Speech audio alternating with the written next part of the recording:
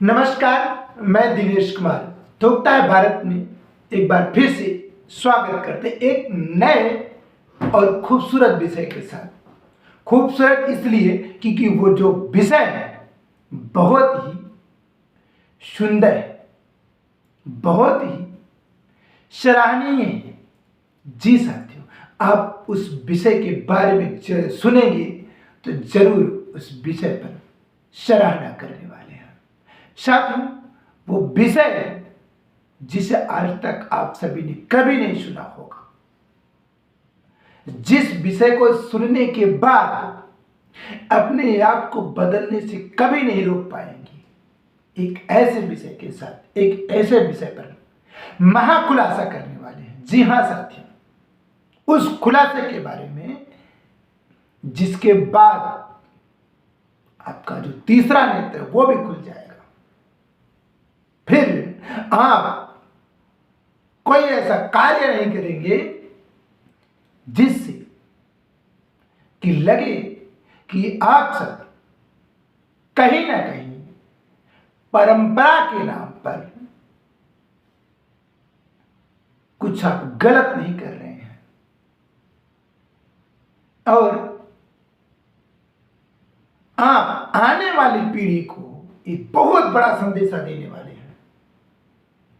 आने वाले अपने बच्चों को, जिसके लिए हम सभी दिन रात अपने बच्चों को पढ़ाते हैं, लिखाते हैं। बात कर रहे हैं अंधी और अंधा।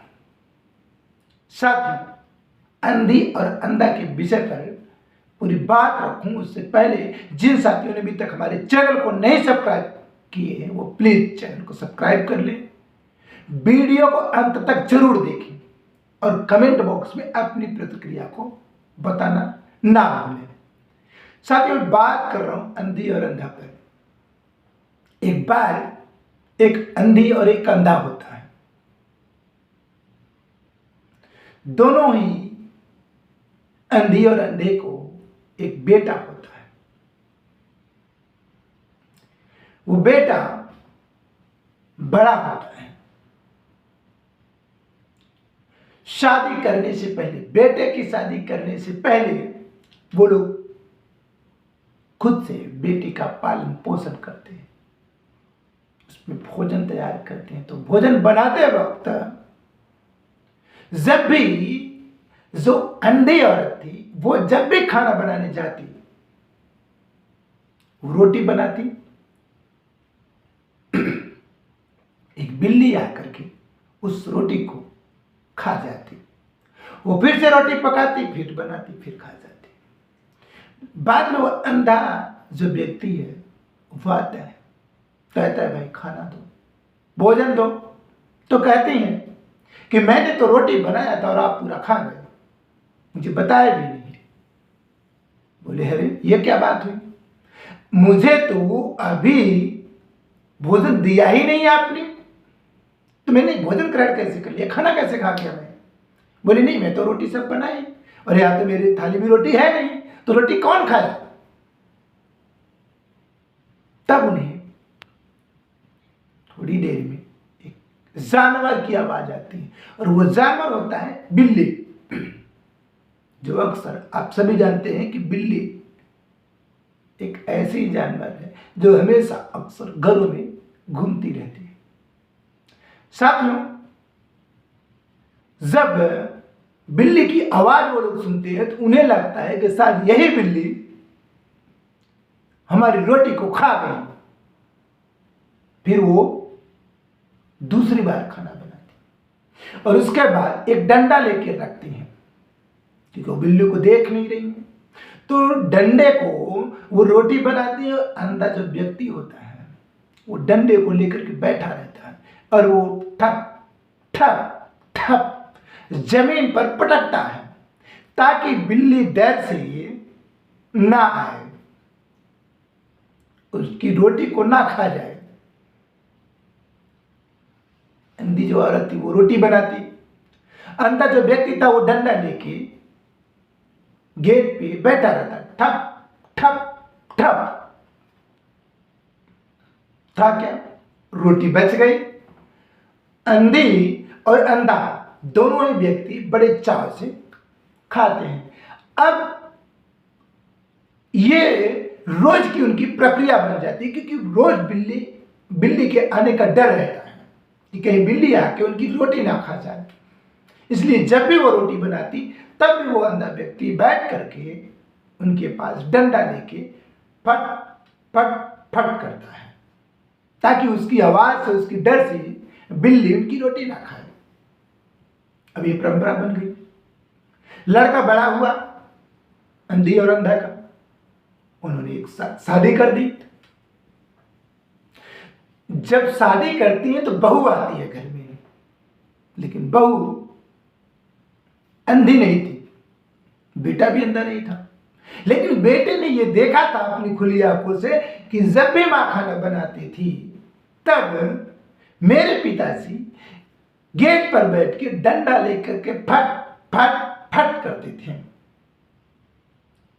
अब बहू की बारी आती है खाना बनाने की, तो बहू जब खाना बनाती है तो जो उसका हस्बैंड, मतलब अंधी और अंधा का बेटा होता है, वो डंडा लेकर वो भी बैठ जाता है, क्योंकि वो सोचता है कि जब मेरी मां बना रही थी तो मेरे पिताजी डंडा लेकर के फट फट फट करते थे, तो वो मुझे भी करना पड़ेगा, क्योंकि माँ बाप जो करके आए हैं वो हमें भी करना चाहिए, फॉलो करना चाहिए। उसे ये नहीं पता था कि वो फट फट क्यों करते थे, ना ही अंधी अंधों ने बताया।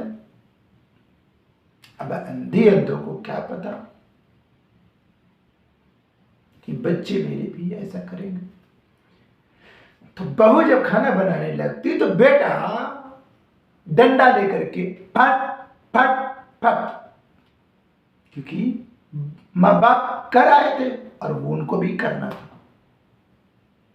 उन्होंने शुरू कर दिया। ये बात करते करते उस बेटे को भी बहू आती है, उसका भी बेटा होता है, वो भी। अब ये परंपरा चलने लगती है, क्योंकि वो ये मानते थे कि हमारे घर में ऐसा करना पड़ता है, हमारे लोग करते थे, हमारे घर में परंपरा है। लेकिन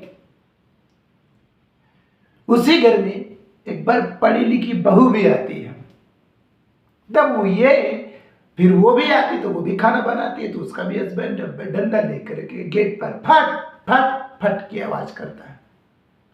तो जो पढ़ी लिखी बहू थी उसने पूछा कि आप ऐसा, जब मैं रोटी बनाती हूँ, खाना पकाती हूँ, तब आप डंडा लेकर के क्यों ऐसा फट फट करते रहते हो? तब उसने बताया कि ये हमारे घर में परंपरा है, हमारे आजा दादा भी करते आए और हमें भी करना चाहिए। ऐसा करने से